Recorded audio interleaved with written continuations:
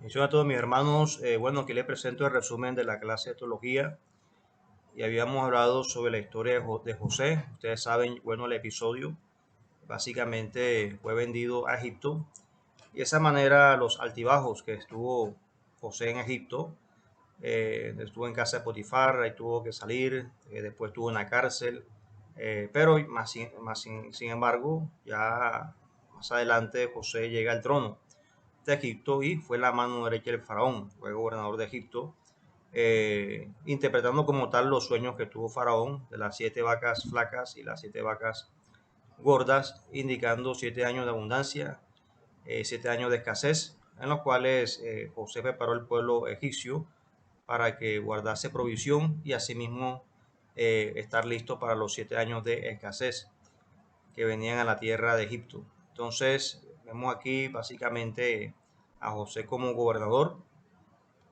y asimismo mano derecha del faraón, y de esta manera fue el instrumento de Dios para que Israel creciera en Egipto, ¿okay? Entrando 70 personas y multiplicándose en casi 6 millones de personas durante un periodo de 400 años.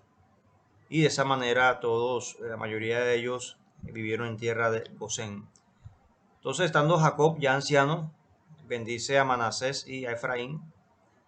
Y de esa manera, como les enseñé, Jacob cruza las manos, indicando aquí, dándole la bendición a Efraín, básicamente que es el menor, y dando la bendición a Manasés, que es el mayor. Entonces, cuando José básicamente le dice que la mano derecha debe estar sobre Manasés, pero él invierte aquí las manos, indicando de que Efraín iba a nacer una nación próspera, una nación fuerte, igual también Manasés iba a ser una nación, pero de esa manera, sobre Efraín estaba indicando ya un factor profético, y que de esa manera va a ser una nación poderosa, que indicamos más adelante Israel del norte como tal.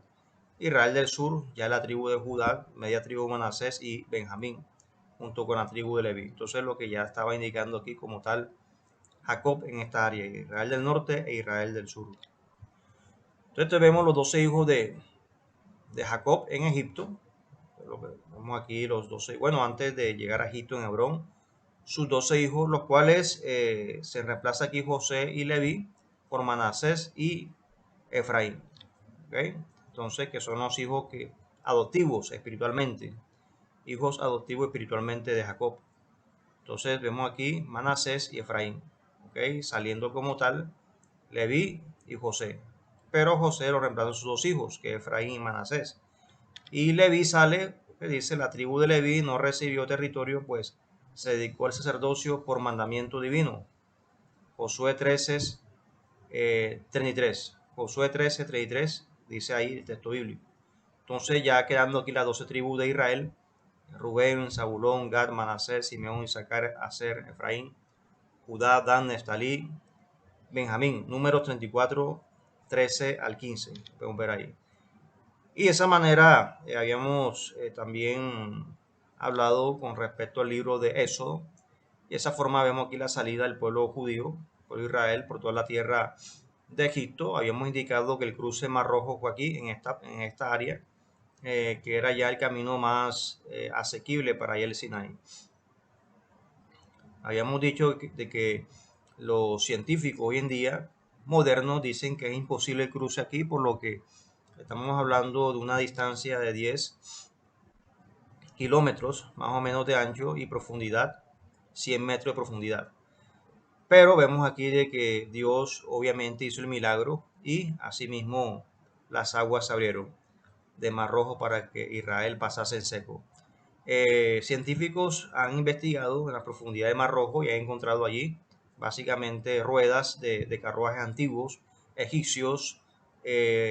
También han encontrado la forma en la cual cómo estaban hechos estos carros egipcios, y se comprueba que básicamente, y son muchos los que están allí al fondo del mar, espadas, lanzas, y se comprueba que fueron los carros del faraón que se hundieron con las aguas del Mar Rojo una vez que Israel pasó al otro lado para ir a la tierra prometida. Entonces quiere decir que ese milagro ocurrió.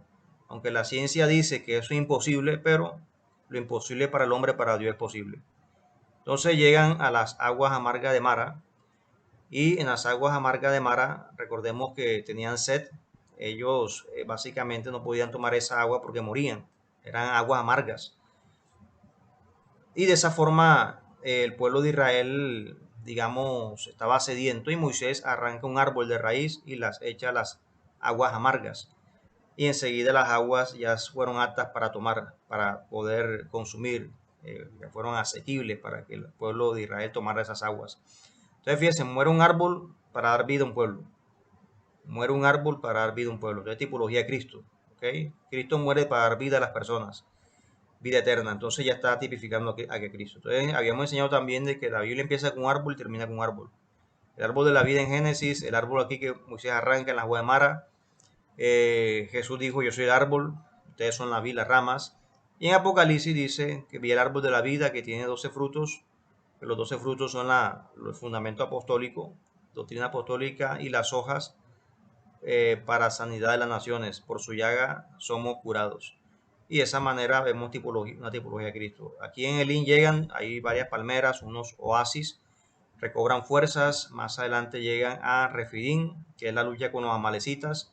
Recordemos que mientras Moisés levantaba las manos, el pueblo ganaba en la pelea, pero cuando Moisés bajaba las manos, el pueblo perdía. Entonces nos está enseñando que no hay que bajar la guardia, hay que orar constantemente para de esa manera vencer en medio de las dificultades. Llegan aquí a Sinaí. En el Sinaí duran aproximadamente 2 años.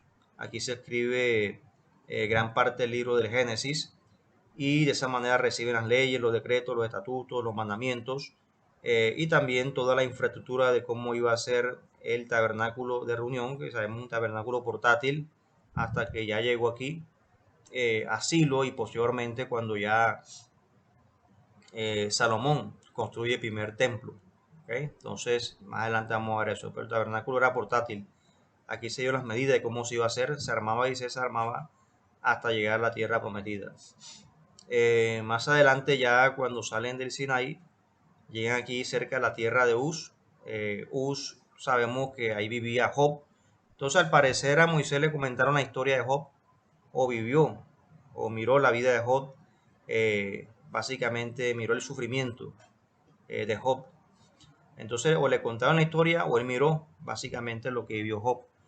Y se atribuye el libro de Job a Moisés, porque tiene la escritura, es muy parecida a los libros, eh, a la forma de escritura de Deuteronomio y también Números, la forma de redacción. Entonces se le atribuye como tal a Moisés o a Josué en este aspecto el libro de Job como tal, aunque no dice su autor, pero se le atribuye más que todo a estos personajes bíblicos como tal. Y de esa manera sabemos que el libro de Job tiene que ir después de Deuteronomio, ¿okay? En orden cronológico, pero se pone acá con los salmos, Eclesiastés y Cantares, porque es un libro poético como tal, pero si hablamos de cronología tenía que ir después de Deuteronomio. Y de esa manera Israel, por su rebeldía, empieza a dar vueltas en el desierto. Y ustedes saben de que el pueblo se rebeldiza, empieza a renegar de Dios, a criticar a Moisés, bueno, muchas cosas, a quejarse, y esto hizo que dieran vuelta por el desierto 40 años. Cuando el trayecto del Sinaí a la tierra prometida dura 2 semanas, caminando, yendo a pie con los camellos, 2 semanas. Pero por la rebeldía duraron 40 años dando vuelta al desierto, y la mayoría murió en el desierto. O sea que la generación que tenía menos de 40 años se murió, y la generación que tenía, la generación que tenía menos de 40 años entró a la tierra prometida. Lo que tenía más de 40 años pereció en el desierto. Y de esa manera, ya aquí Moisés en el monte Nebo mira la tierra prometida desde lejos. Moisés no puede entrar, ustedes saben de que no glorificó a Dios en el desierto. Dios le dijo aquí que le golpeara la peña en este territorio, él la golpeó, pero aquí tenía que hablar a la peña. Entonces no la habló, sino que la golpeó nuevamente, y básicamente no glorificó a Dios aquí en el desierto. Dios en su fidelidad hizo brotar agua de la peña, pero no fue obediente a los mandamientos de Dios, y eso le costó la entrada a la tierra prometida. Y ya las primeras ciudades que fueron Jericó, Jai, y así sucesivamente fueron conquistando. Entonces esto es una introducción referente básicamente al libro de Éxodo, y ya la próxima semana lo vamos a ver paso a paso, ya indicando el llamamiento de Moisés en la zarza ardiente. Entonces vamos a ver esta temática en la próxima clase. Que mi Dios santo les bendiga, mis hermanos.